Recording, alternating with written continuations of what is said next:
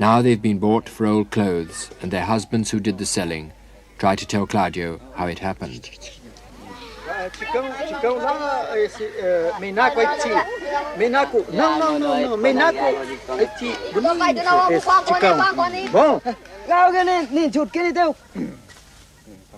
We thought we could give them a few more years of peace alone in the jungle. But the prospectors got here first. And this is the pattern of the future. They will lust for the products of civilization and hate them at the same time.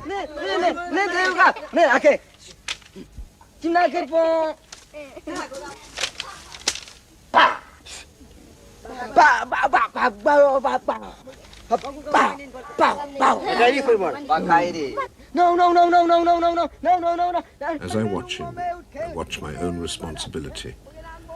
I lured them from isolation because our help is their only chance. But that chance leads through this and all the conflicts of civilization. I only have to stand back to see in his face all the others that have died.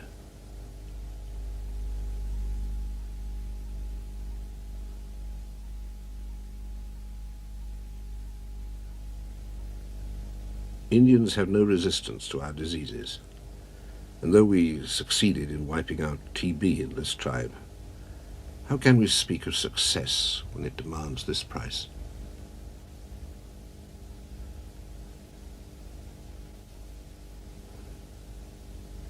Only a few die, but death wounds the minds of the survivors, and their despair passes from generation to generation.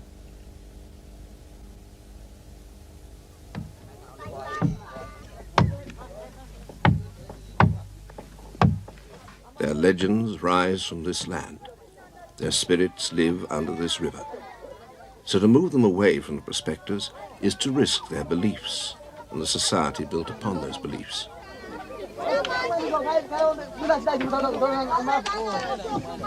To leave them means bullets, syphilis, and extinction within 5 years. So Claudio is moving the tribe down the chain deeper into the jungle to his Indian reserve. There they will merge gradually into our modern life through a period of inevitable shock and unhappiness. Alternatives do not exist. Within 30 years, factories will stand on this river.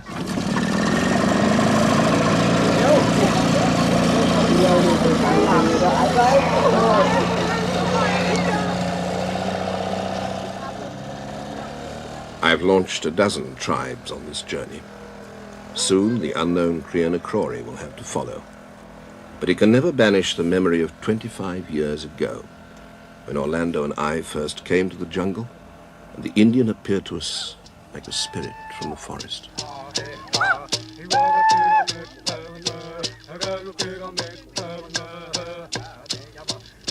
In the Indian, it was the forest that danced, and the wilderness that seemed free.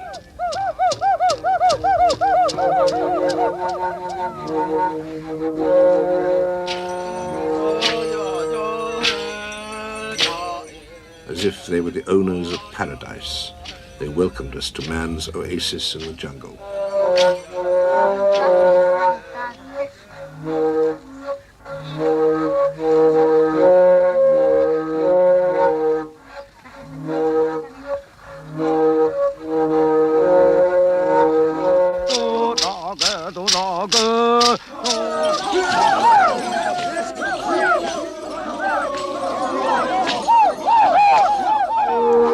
Music rises from the secret places of a people's soul.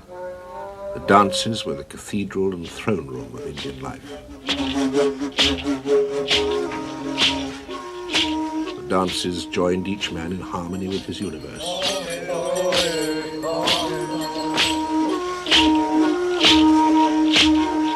They expressed his joy in the forests and rivers.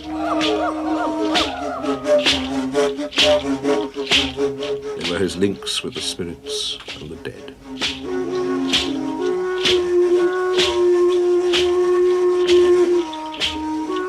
Indian life, we realized, was not barbaric, but in its setting very civilized. A cultured harmony between man and his environment. The dancing stopped when flu, brought by our expedition, swept through the villages. We radioed for medicine to the government department that had sent us. "How can we look after Indians?" was their reply, "when there's not enough medicine for the slums of Rio?" And thus we learnt, as young men, that though some Indians may be murdered, most die from neglect.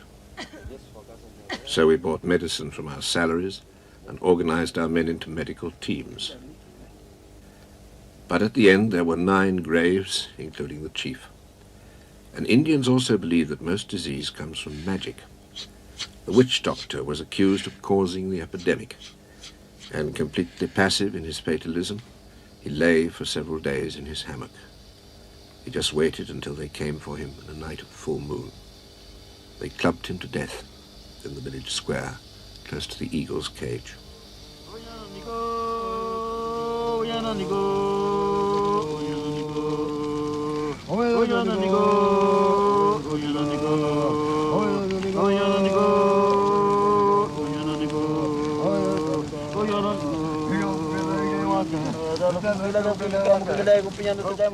Then they burnt the chief's house, and those most bitter flames of our life taught us how dangerous were the effects of civilization, and that if we were civilized, our duty was to stay and help. 20 years later, that help has rescued the tribe from the prospectors. They arrive deep in the jungle at the Xingu Reserve.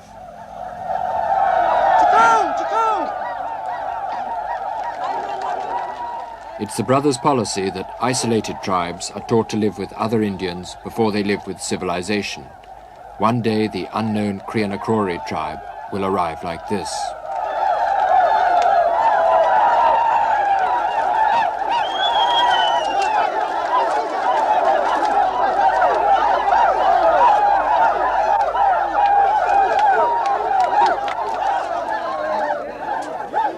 In 1961, the tribes in the reserve massacred half the arriving tribe.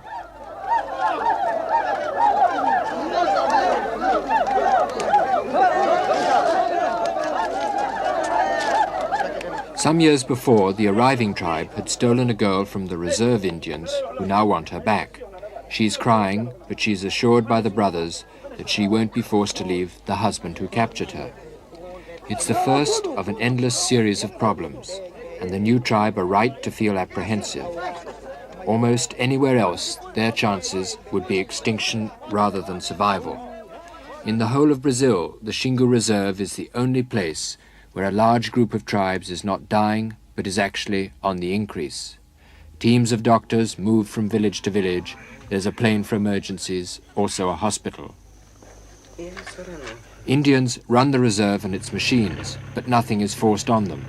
They're only taught what they want and when they ask for it. Fábio brincava na calçada e logo se... They ask for our tools and techniques, but the old culture remains the unchallenged core of their society. What the brothers offer is a period of adjustment before the full shock of the modern world. And so, invading prospectors are thrown out. Mas eles estão ainda em estado de briga. E a sorte dos senhores também foi entrar à direita aqui no Rio Culuene, porque se o senhor continua em linha reta, ia cair na mão dos Juruna, que também não iam perdoar. Se escapar... But for the Indian, there is no punishment, no police, and no law beyond persuasion. Esse colar é muito feio, entendeu? Olha a cara do colar. Que vai lá buscar doença para vir morrer criança aqui. Isso. Vai lá buscar doença e depois começa a morrer criança, que agora não tem criança a morrer.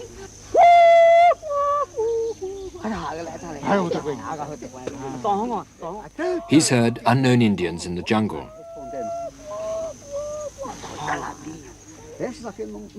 They're offering to capture them, but Claudio says he must do it.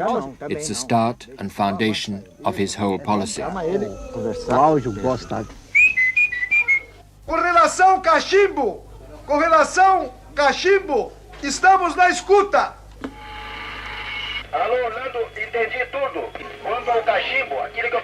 The news is that unknown Indians have attacked the jungle base of Kashimbu, and the Air Force is flying in reinforcements.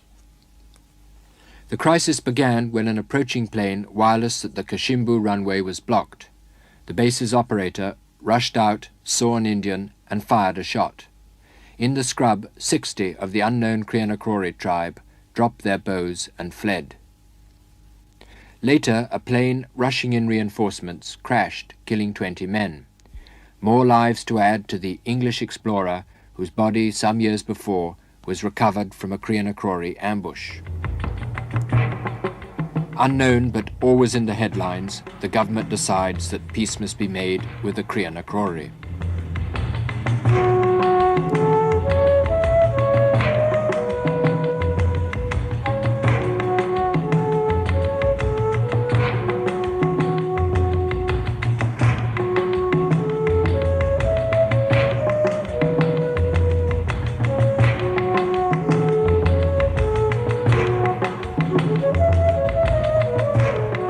To find the only tribe that knows the Krianakrori, I travel deeper into the jungle, across the reserve.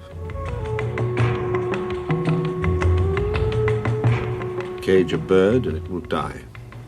Cage an Indian and he loses the will for life. That's why we fought for the reserve.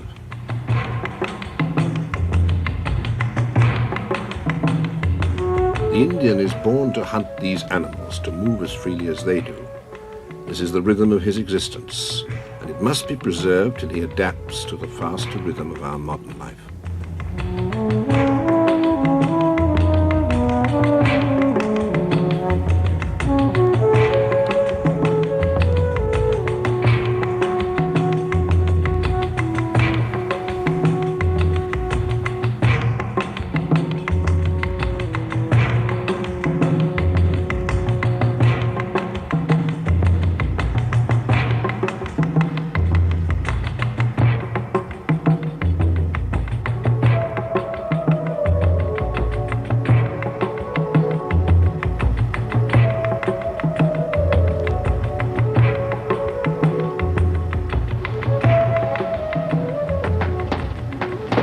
Indians love a party, an arrival, any sort of excitement.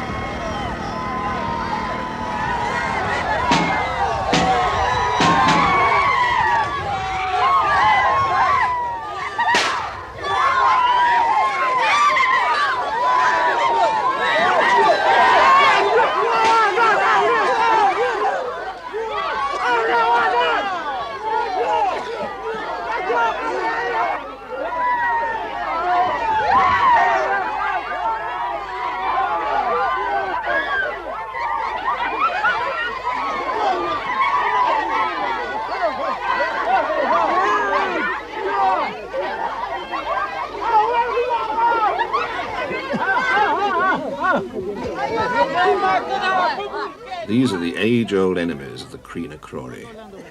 They're also the only people on Earth who know anything about them.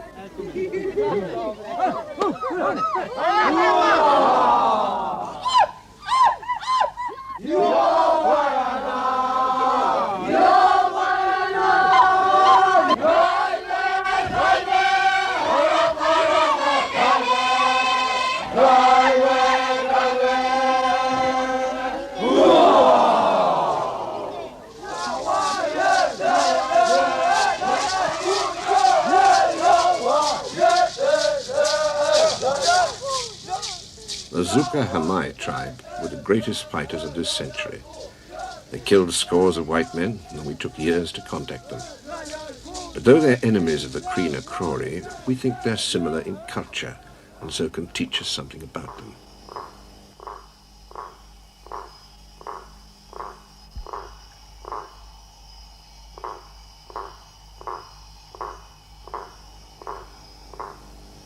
Inside the group, they're loving, generous, and affectionate. But outside is the jungle, and there everything hunts and is hunted.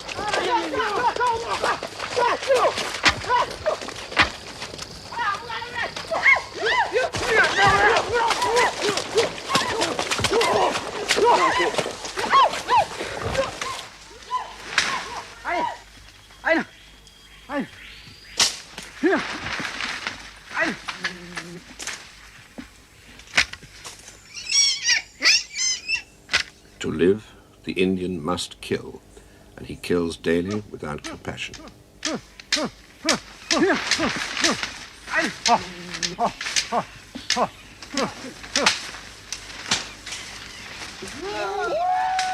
He watches death with flat, unresponsive eyes. And until you understand the killing, you cannot understand the Indian.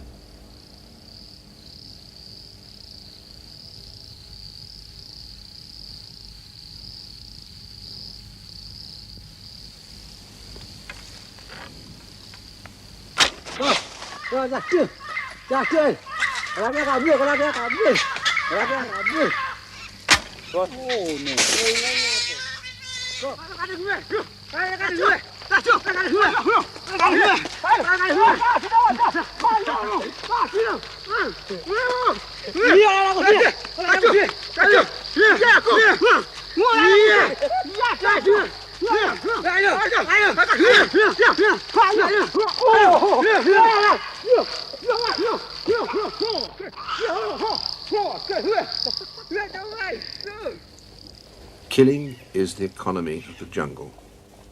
It's the rule of existence, an instinctive, automatic reflex.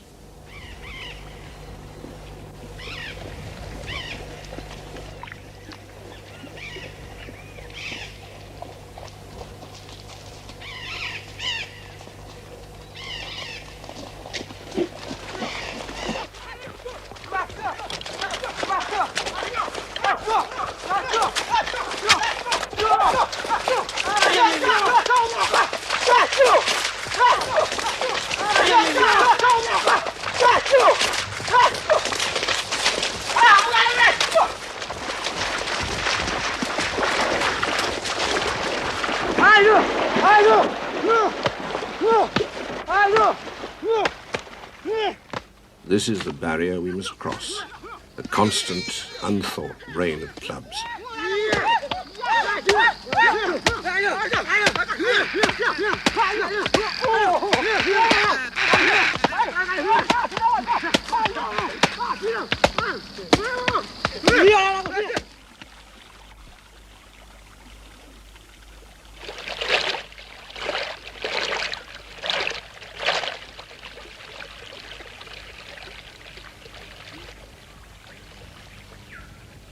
The brutal hunter is a gentle father, and all his social loyalties and duties are an extension of family love.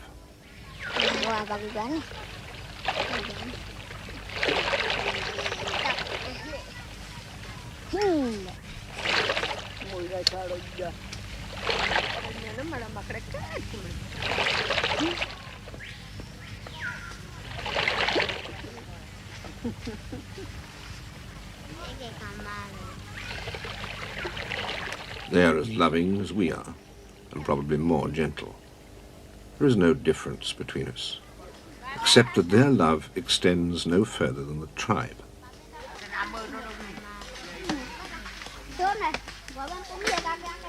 The ancestors of these Indians extended family love to include all the relatives that form a tribe.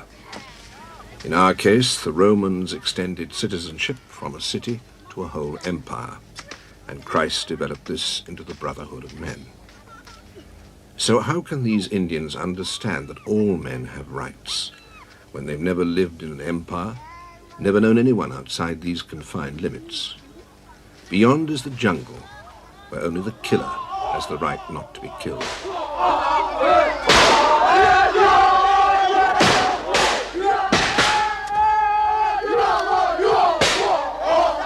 The war dance incites hate against the Cree Cree.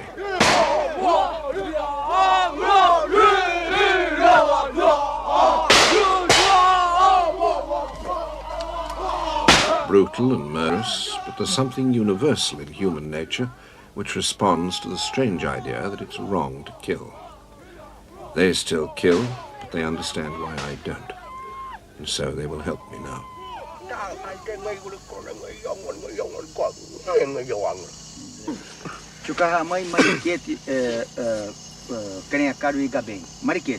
No,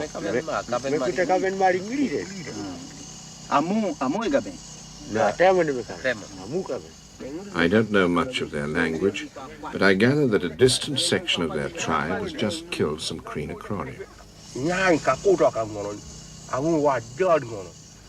This is our first clue.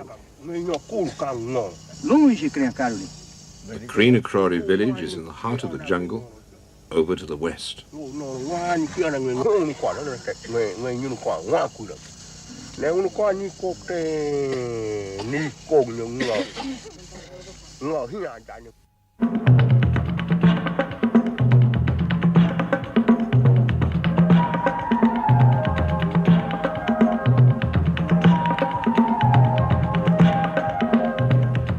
We are flying across the largest unknown jungle of Brazil, the home of the Kreenakrori.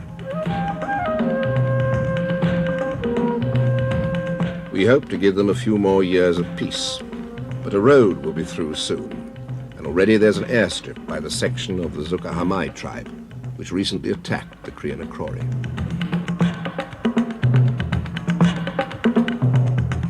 They're tense and nervous, worried that Claudio's been told about their attack on the Kreenakrori.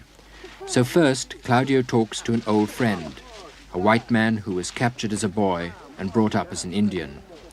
In the jungle wars, he led raids on the whites, and he went on the last raid against the Kreenakrori.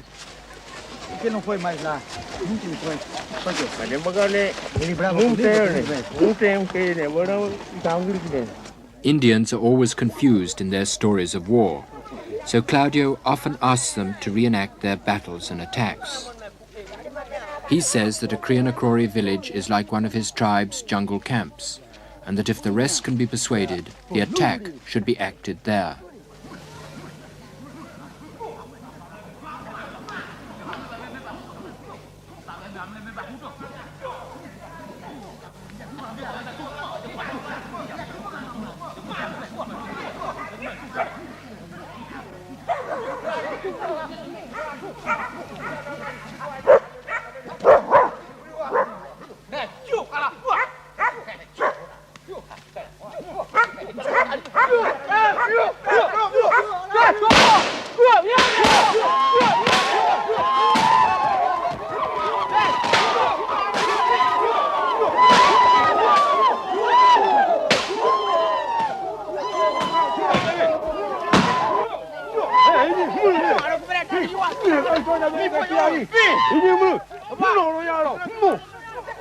It was guns against bows, a massacre with 20 killed and 4 children captured.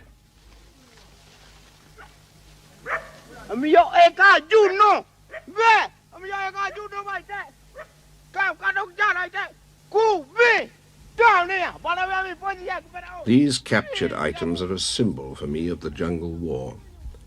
The necklace contains beads I gave a Zucahamai. A Kreenakrori killed him and put the beads in his necklace. Now he's been killed, a Zucahamai will wear it.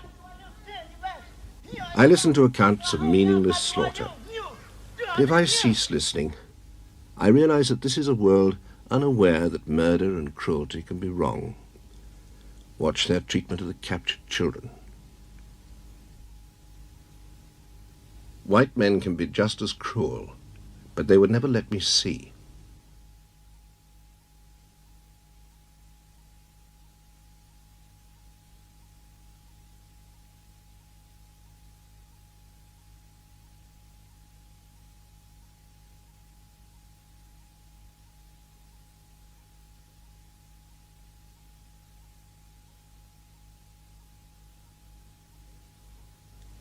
The child must go back. The fighting must stop. But the first problem is to find the village.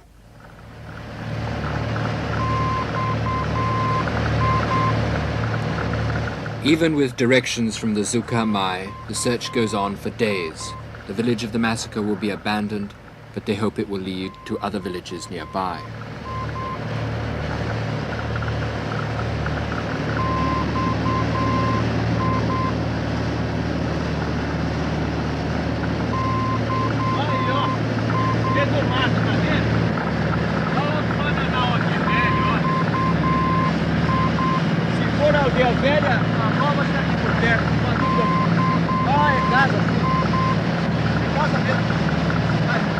Casa Velha.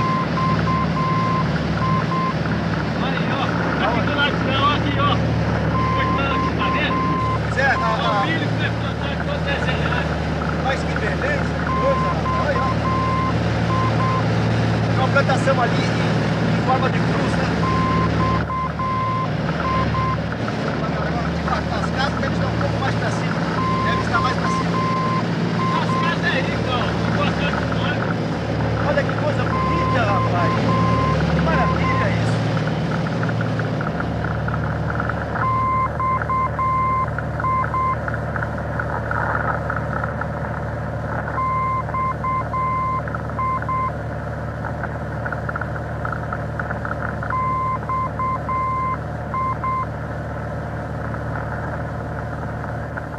For me, this is the true gold of the jungle. A fragment of mankind, buried since the beginning of time. What right have we to trouble these tiny dots below? They don't want us. But the world has found them, and we already know the price of that discovery.